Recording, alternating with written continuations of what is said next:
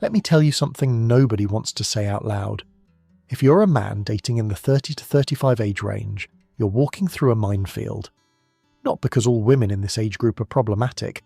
Many are incredible partners, but the single ones, the ones still actively dating, there's a reason they're available, and it's usually not the reason they'll tell you. I'm about to explain why this specific age range has become the riskiest dating pool for men, and why you need to understand the dynamics before you get pulled into someone else's panic. First, let's address the elephant in the room, the naturally calm, feminine, emotionally stable women in this age range. They're usually already partnered. They got married at 27, 28, maybe 30. They're building families, creating homes, living their lives. The dating pool at 30 to 35 isn't representative of all women that age. It's a specific subset, and understanding this subset could save you years of pain. The 30 to 35 window is an emotionally overloaded period for many single women. They're carrying baggage from a decade of failed relationships. They've been through the party years, the casual dating, the finding themselves phase. Now they're staring down biological reality while processing accumulated disappointments. This creates a pressure cooker of emotions that has nothing to do with you but will absolutely affect you. I had a client who went on a first date with a 33-year-old woman. Within the first hour, she mentioned her ex 3 times, asked about his 5-year plan, inquired about his thoughts on private schools, and actually used the phrase biological clock. First date. He hadn't even finished his appetizer, and she was already planning their children's education. This isn't connection, it's conscription. The internal deadline effect changes everything about how some women in this age range approach dating. They're not getting to know you, they're racing against time. Every date isn't an exploration, it's an evaluation against a checklist they've been refining since their last relationship failed. Can he provide? Will he commit? Does he want kids? Can this happen fast enough? She no longer tries to get to know a man as an individual, she evaluates him against a pre-built script. Years of disappointment have created a template of what she thinks she needs. You're not a person to discover, you're a series of checkboxes to tick. Income? Check. Height? Check. Emotional availability? Check. Ready for commitment? Check. It's like interviewing for a job you didn't apply for. The expectations appear instantly, even on the first date. You're expected to demonstrate stability, emotional maturity, readiness for fatherhood, commitment to monogamy, financial security, and therapeutic communication skills. All before the entrees arrive. She's not dating you, she's auditioning you for a role in a play she's already scripted. The role is assigned before you even arrive.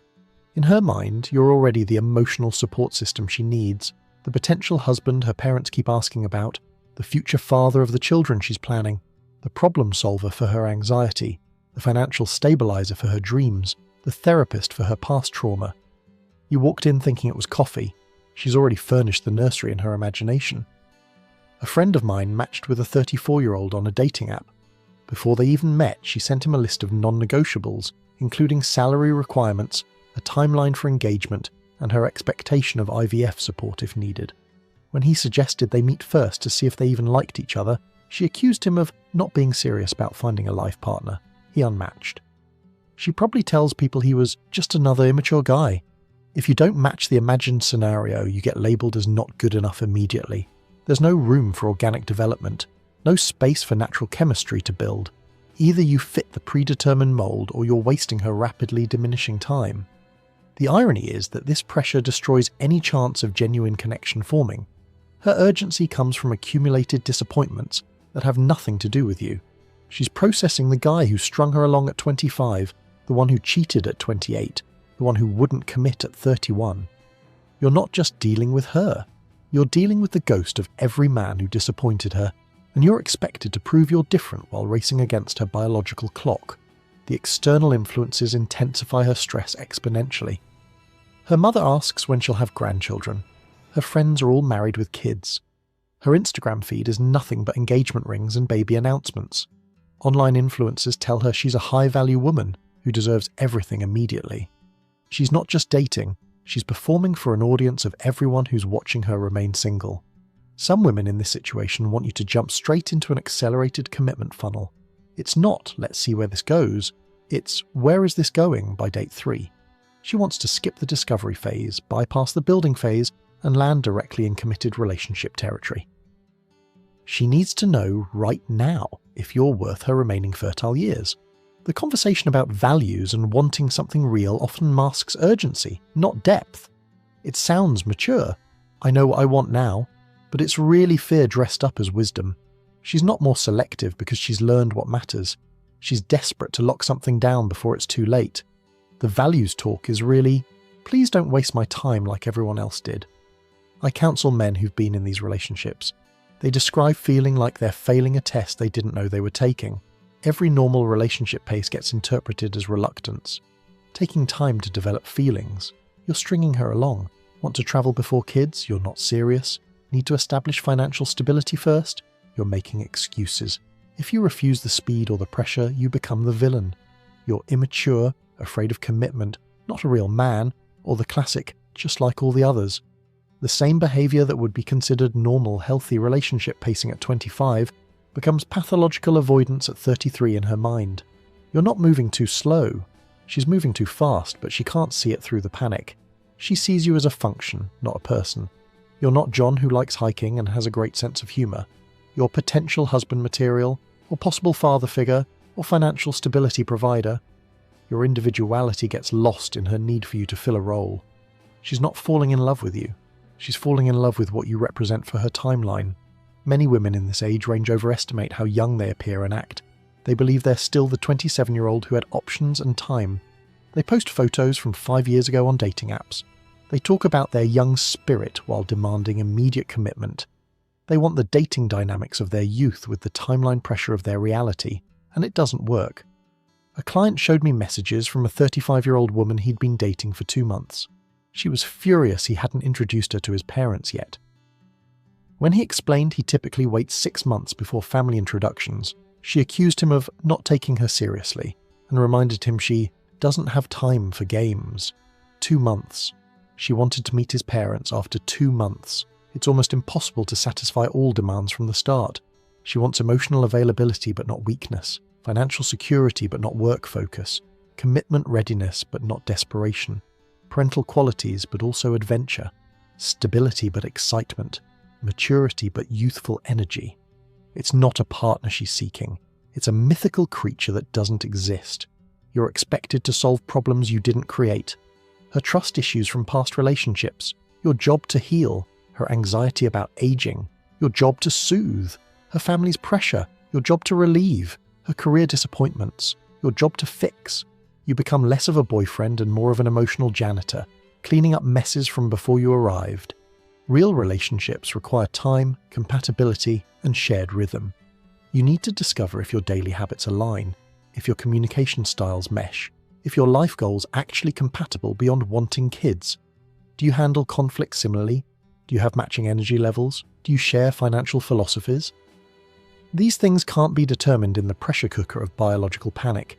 Some women at this age have been so damaged by dating apps and social media that they've lost touch with relationship reality. They've been told they deserve a high-value man without understanding what that means or what such men actually want. They've consumed so much content about not settling that they've priced themselves out of their own market. The dating app statistics are brutal for this age group.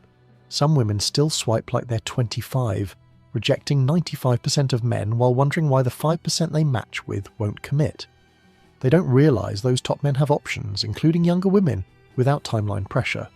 The math doesn't work, but acknowledging that would require admitting uncomfortable truths. Men shouldn't fear slowing the pace or taking distance when feeling this pressure. Your reluctance isn't immaturity, it's wisdom. Your hesitation isn't fear, it's intuition. When someone needs you to commit before knowing you, they don't want you. They want what you represent. And that's not love, that's usage. I tell men to watch for specific red flags in this age group. First date mentions of biological clocks, extensive ex-boyfriend discussion, pressure for immediate exclusivity, anger about time wasters, timeline talk before intimacy, parent meetings within months. These aren't signs of maturity, they're signs of panic. The social media pressure on these women is insane. Every scroll shows another wedding, another baby, another happy family. Their younger friends are getting engaged while their older friends are on second kids. They're stuck in the middle, watching their options shrink while their desperation grows. This external pressure becomes internal panic, and you become the solution to a problem that isn't yours. Some women in this bracket have developed an almost hostile attitude toward dating. Years of disappointment have made them bitter, defensive, quick to judge. They're not excited to meet you. They're exhausted by the process and resentful that they're still doing it. You represent both hope and probable disappointment, and they treat you accordingly. A buddy of mine dated a 34-year-old who literally had a spreadsheet of requirements, not mental notes, an actual spreadsheet. Income minimums, height requirements, education levels, family background preferences. She showed it to him on date 4 proudly, like it was rational. When he suggested it might be limiting her options, she said he couldn't handle a woman with standards. The biological reality creates genuine pressure, and I'm not dismissing that. But that pressure shouldn't become your emergency. Her timeline isn't your responsibility. Her fertility window isn't your problem to solve. You didn't create the situation, and you're not obligated to fix it by rushing into something you're not ready for. The "I know what I want" narrative often masks that they don't know who they want. They know they want marriage, kids, stability, but they don't know you. They can't know you in 3 dates or 3 weeks.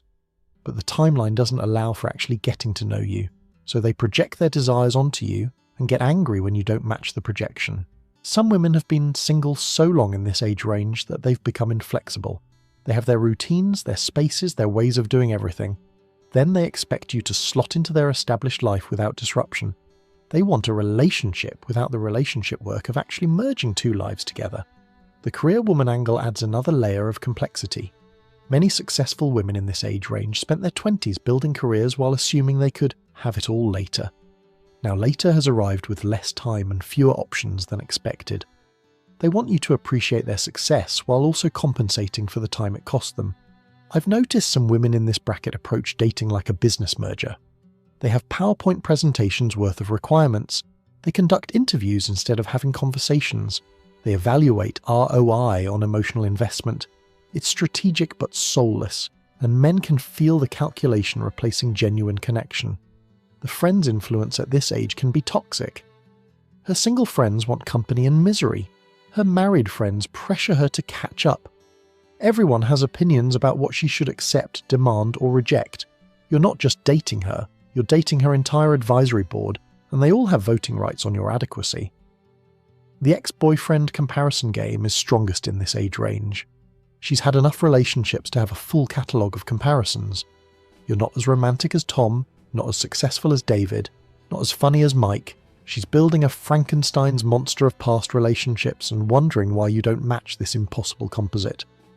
Some women have absorbed so much therapy speak by this age that every conversation becomes a psychological evaluation. You're not having a disagreement, you're showing red flags.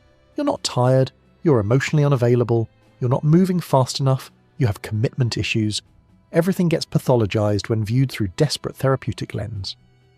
The sexual dynamics at this age are complicated. Some women use sex as a bonding accelerator, trying to create intimacy through intensity. Others withhold it as a test of your serious intentions. Either way, it's strategic rather than organic. The natural flow of attraction gets corrupted by timeline pressure and past disappointments. I had a client whose 33-year-old girlfriend presented him with a literal timeline on their 6-month anniversary. Marriage by year 1, first kid by year 2, second kid by year 4. She'd mapped out their entire future without asking if he even wanted kids. When he suggested this was presumptuous, she accused him of wasting her fertile years. The all the good ones are taken mentality poisons everything. Some women in this age range believe any quality man would already be married, so they're either looking for unicorns or settling for problems. They approach every available man with suspicion. What's wrong with him that he's still single at this age? The pressure to be perfect is crushing for men dating in this bracket. You need to be established but not workaholic, emotional but not weak, decisive but not controlling, generous but not trying to buy affection, confident but not arrogant, ambitious but not absent. The balance beam is impossibly narrow and one wobble means failure. Some women have been through so much therapy by this age that they use it as a weapon. They've learned just enough psychology to be dangerous, diagnosing your attachment style and trauma responses while being blind to their own dysfunction. They've weaponized wellness into a tool for control. The social media comparison at this age is brutal. She's comparing your actual relationship to everyone else's highlight reels. Why haven't you proposed like Sarah's boyfriend? Why don't you plan dates like Emma's husband? Why isn't our relationship Instagram perfect like everyone else's? She's measuring reality against curated fiction and finding you lacking. The family pressure on these women is intense and unfair, but it becomes your problem. Every family gathering is a reminder of her single status. Every holiday is questions about grandchildren. This pressure gets transferred directly onto you. You become the solution to her family's disappointment, whether you signed up for that role or not.